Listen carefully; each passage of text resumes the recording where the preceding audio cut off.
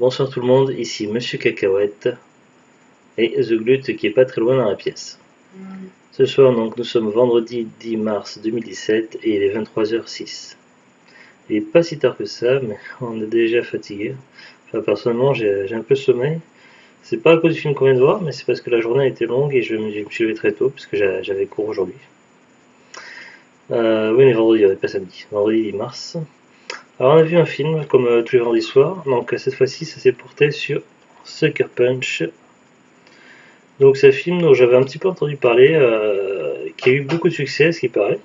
Ah ouais, super. Et donc j'étais assez curieux de voir ce film-là et je sais plus où je l'ai acheté. Je l'ai acheté il y a quelques semaines, je crois que c'était à Nos, J'en sais rien. pour pas très cher. Et donc on l'a vu là, le film s'est terminé là, il y a 2-3 minutes. The Glut a l'air d'être assez déçu. Elle a eu, Déçu, c'est.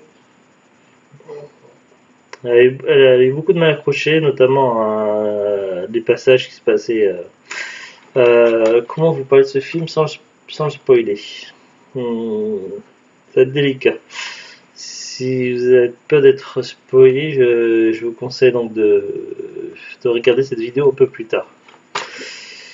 Euh, Comment dire? Donc ça raconte l'histoire donc d'une jeune femme qui apparemment donc avec sa sœur donc elle vivait avec leur mère et puis le beau-père. La mère est décédée, il y a une histoire d'héritage. Le beau-père a l'air violent et donc apparemment donc il tue la. C'est vrai que dès le début c'est Space pour comprendre ça. Il tue Le plus jeune. la plus jeune des deux sœurs, alors que l'aînée s'est enfuie. Du coup elle revient et pour essayer de sauver sa petite sœur, mais c'est trop tard. Elle tire sur son beau-père, des policiers viennent, ils racontent des mensonges, elle est embarquée, et elle est amenée dans un asile de fous, délirés. Là, il se passe. Donc, la scène, c'est un petit peu une sorte de noir et blanc, tout ça. Enfin, pas vraiment en couleur, sans entrer en couleur, donc c'est un peu compliqué. C'est pire, voilà. Et, euh, et donc, on voit que à ce moment-là, le beau-père, il paye un employé pour la faire lobotomiser et donc l'employé demande un peu plus d'argent tout ça parce qu'il veut être payé plus cher et au moment où ça s'apprête à être lobotomisé on va en placer un truc dans la tête, d'un coup ça elle dit arrêtez stop tout ça et puis donc du coup elle est plus tout à fait dans le même endroit, elle se retrouve donc dans un autre monde enfin dans une autre réalité et dans cette réalité elle est dans une sorte, elle est en quelque sorte prisonnière dans une sorte de maison de passe. Et donc, elle se lie d'amitié avec 4 autres femmes et ils vont chercher à s'évader. Et à chaque fois qu'elle va. En fait, ce film, ça fait un peu Inception dans Inception. Je sais pas si vous voyez le principe d'être dans un rêve, dans un rêve, dans un rêve. Et donc voilà, et à chaque fois qu'elle va essayer de mener ses missions en bien, donc elle va devoir danser. Et pour réussir ses chorégraphies, en fait, elle se met à rêver. Donc elle part dans un rêve et puis là il se passe des trucs complètement fous dans sa tête. Donc pendant qu'elle danse, que les gens la voient danser, en fait, nous on la voit dans sa tête comment ce qu'elle imagine. Et donc, elle s'imagine combattre des nazis robots, des robots tout court, des dragons, des orques, enfin, elle part vraiment dans des délires un petit peu loin.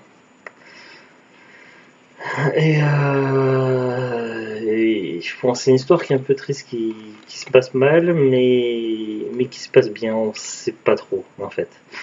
Euh, vers la fin, donc, on se rend compte que tout ce qui s'est passé, s'est vraiment passé, mais qu'en fait, à un moment donné, on croyait que c'était dans sa tête.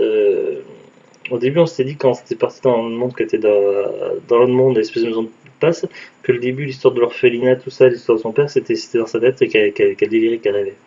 Et en fait, on reprend juste au moment où on est allé la lobotomiser, elle finit par se faire lobotomiser. Et donc voilà, donc là, attention spoil. Et donc, en fait, la réalité de la maison de passe n'est pas la vraie réalité.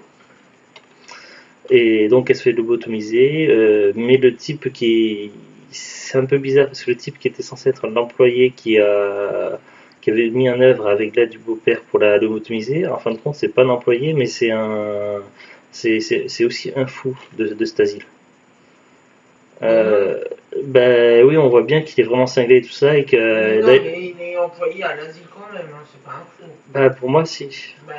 Parce qu'il a la tenue blanche comme les fous, et puis on voit qu'ils sont tous ensemble Il pour, avait rien, une tenue pour l'aider. d'infirmier. Et je sais pas. Pour moi, c'était finalement un fou, pas un employé. Je sais pas.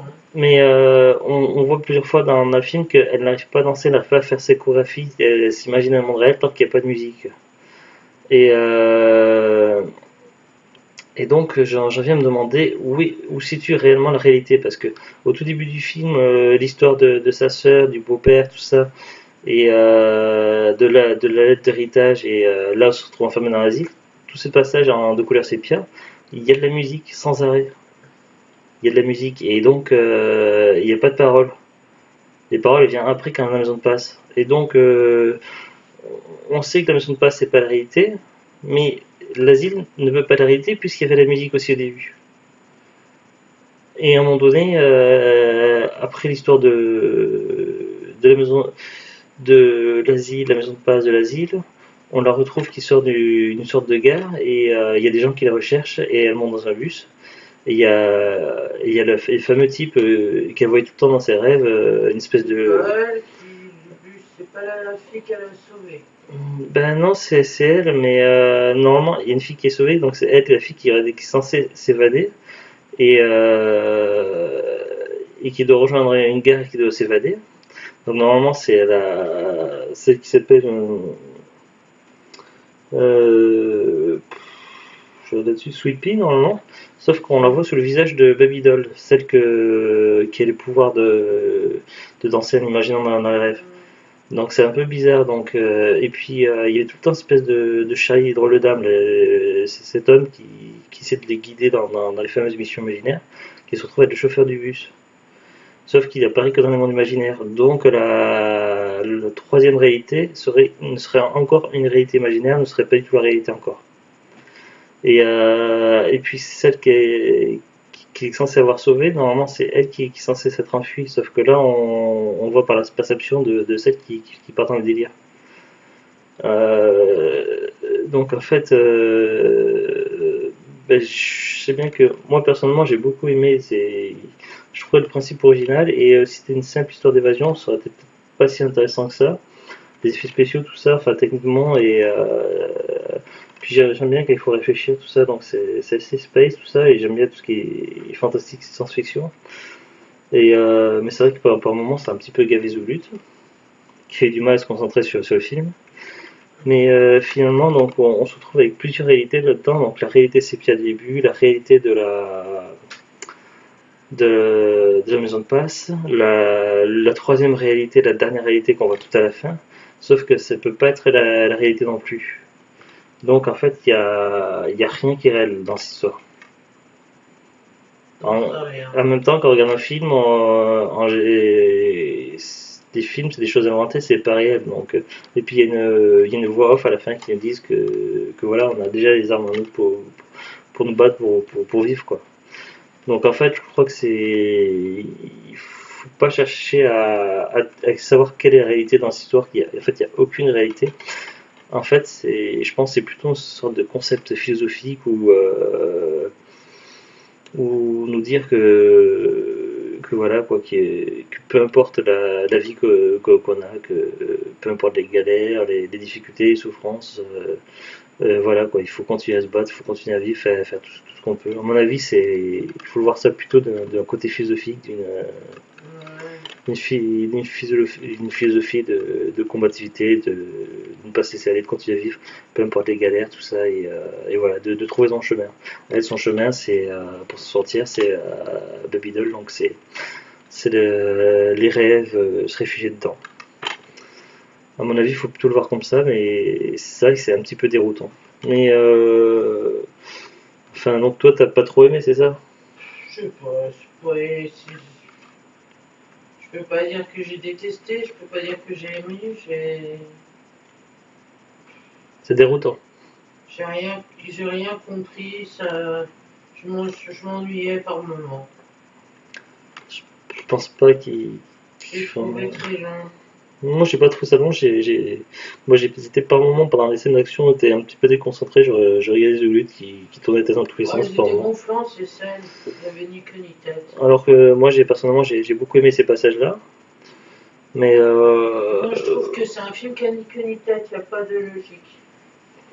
Ça va bah, pas. il y a des films comme ça, et en général, c'est des films qui sont vraiment très intéressants. Mais après, il faut vraiment se plonger dans le Ouais. délire.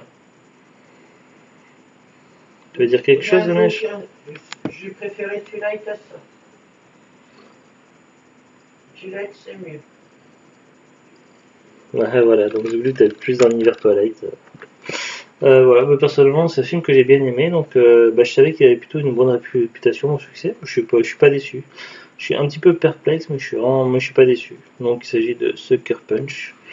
Qu'est-ce que je pouvais dire d'autre sur ce film-là? Il a été sorti en 2011 apparemment, euh, par le réalisateur de 300. 300, c'est un film que j'ai bien aimé aussi. Donc c'est un film réalisé par Zack Snyder. Et dedans, donc, il y a Emily Browning qui joue Baby Doll, Abby Cornish qui joue Rocket, Jenna Malone qui joue Annie Blondie. Cordy. Non, Abby Cornish. Ah, j'avais compris Annie Cordy Non. parce que j'ai pas vu Annie Cordy. Et il y a Jamie Chung, Vanessa Hudgens, il y a des acteurs. C'est pas des acteurs que je connais. Ouais, c'est plutôt un film que j'ai bien aimé. Donc, ben, si vous aimez les films avec de l'action et du scénario, un scénario, une de l'action, où il faut réfléchir, le fantastique, tout ça, si vous aimez tout ce genre de choses, ça peut vous plaire. En tout cas, comme le film est plus tout récent, donc normalement vous pouvez le trouver à pas trop cher. C'est pas le film que voilà, 20 euros, ça serait abusé vu l'ancienneté du film.